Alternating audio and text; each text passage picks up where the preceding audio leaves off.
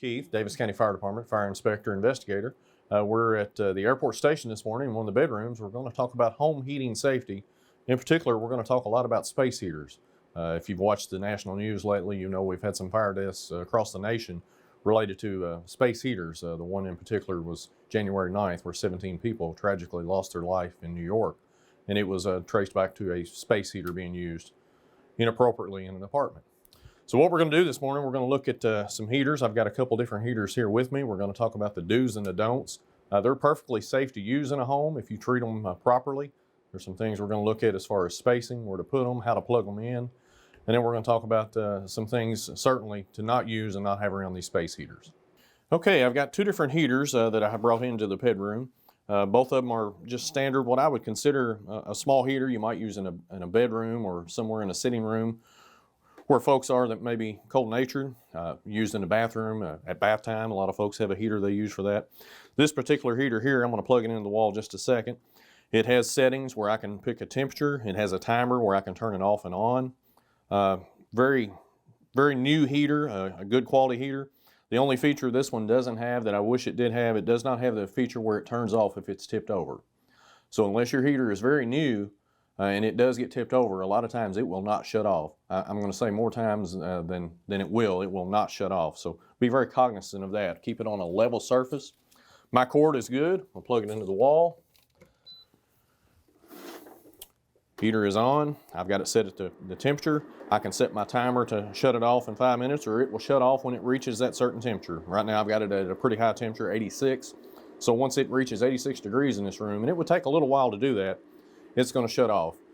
The higher the temperature, you want to keep that in a smaller space, obviously. So with the 86 is set more for setting in like a bathroom at bath time, things such as that. You want to make sure you always plug your cord to your heater directly into the wall. You never want to use an extension cord. I do have an extension cord here, just a standard multi-plug extension cord. I can get it at any local hardware, Walmart, Home Depot, True Value, places like that. The reason being, these cords are only rated for a certain amount of wattage, and these heaters pull a tremendous amount of wattage, and these cords will heat up. I'm going to shut my heater off, plug my cord in, and show you what I don't want you to do.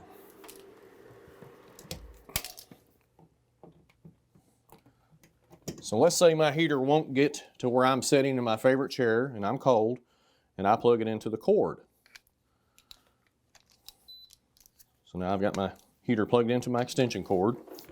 I'm going to stretch it across the room, and I don't like the cord stretched across the room, so I'm going to pull my favorite throw rug up here and put over the cord, and that is a huge no-no. Reason being, we don't want the cord under the rug because I told you the cord is going to heat up.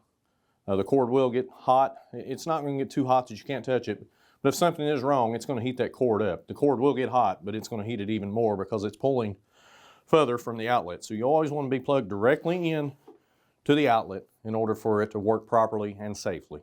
We never want to use extension cords on space heaters. I'm going to focus in on my heater.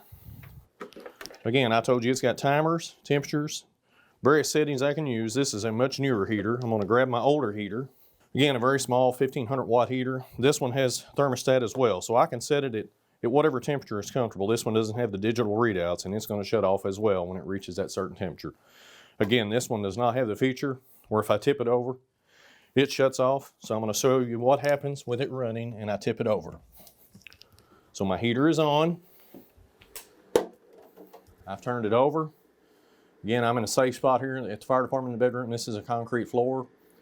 Most of us in our home, we've got some sort of carpet, something that's going to be flammable. This heater is going to continue to run, and it's going to heat that area up where it is tipped over. So again, make sure they're on a good level surface. Make sure they are not going to tip over. You want to keep them 3 feet away from anything that's flammable. Any curtains, drapes, spreads on a bed, or anything that might be on a couch or a chair, blankets, things such as that, and clothing.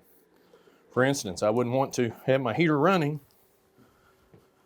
I'm going to pull my chair over here with my jacket.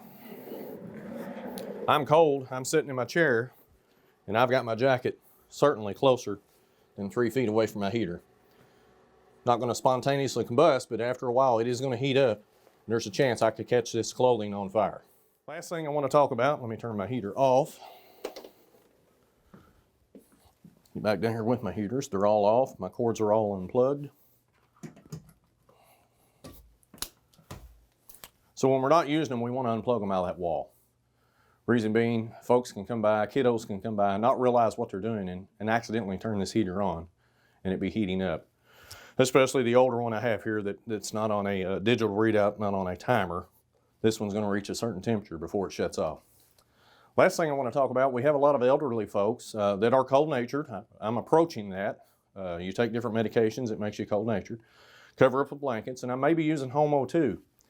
So as I'm using that home O2, that O2 is saturating the clothing I'm wearing and the blanket I may be covered with, and we put that heater close to us because we're cold. You know, we get closer than that 3-foot barrier. That clothing or that blanket is oxygen saturated and can catch fire as well. So be very cognizant of that, of elderly relatives, mom, dad, grandma, grandpa. Check on them, make sure they're taking care of things, make sure they're warm, make sure they're using that space heater right. Last but not least, if we're using kerosene heaters inside, not a good idea.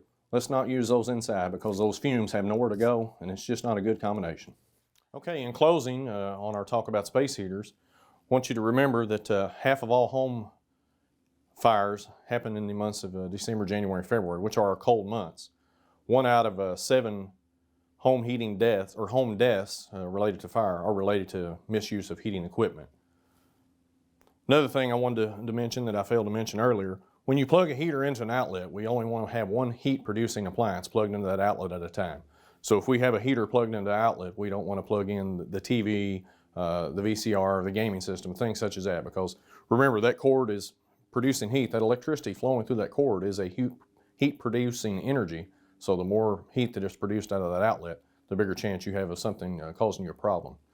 So again, be safe. If you have any questions, don't hesitate to reach out to us. 270-685-8440 is the fire department phone number. And again, we're on Facebook, they're on social media. Reach out to us and ask any question you might have. Thanks and have a great day.